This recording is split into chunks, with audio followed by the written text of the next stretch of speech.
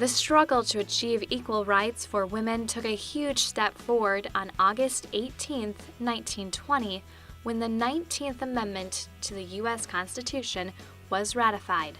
The amendment guaranteeing all American women the right to vote states, "The right of citizens of the United States to vote shall not be denied or abridged by the United States or by any state on account of sex." This monumental milestone also opened up the gates for women to be eligible to be elected to the Minnesota legislature.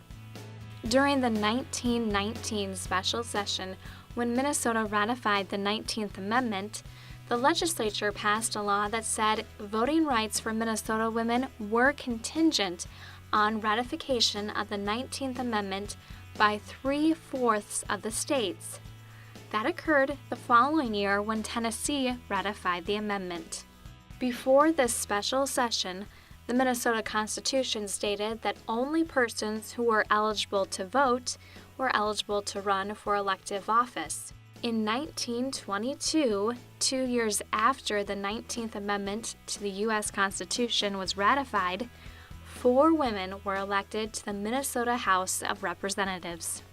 It would take a little more time for a woman to become what some consider the second most influential official in the state, the Speaker of the Minnesota House of Representatives.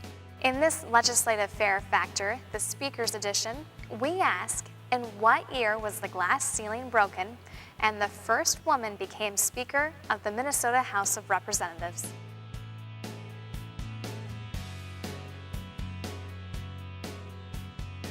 Was it A, 1940, B, 1952, C, 1978, or D, 1992?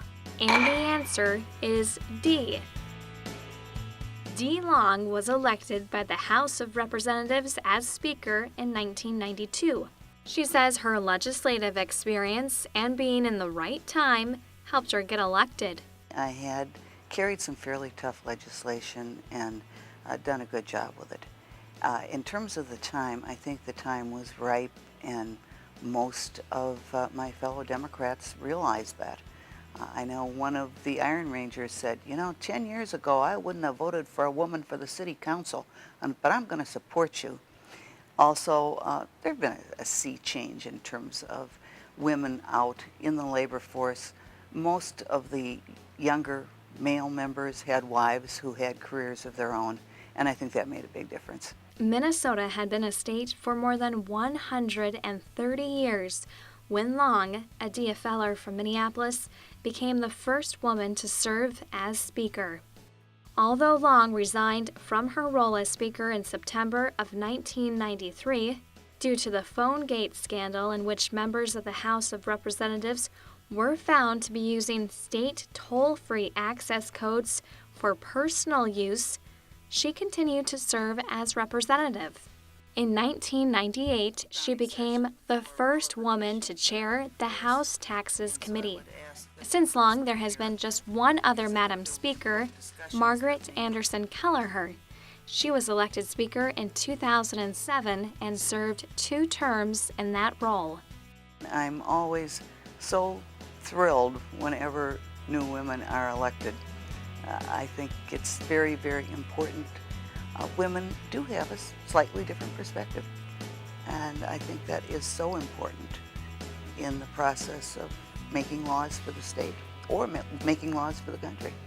You can imagine yourself as Speaker of the Minnesota House of Representatives this year at the State Fair. The House has a booth in the Education Building, complete with a speaker's desk and gavel. To get a feel for what it's like to stand in this position of power, come check out our booth. We are here every day of the Great Minnesota Get Together.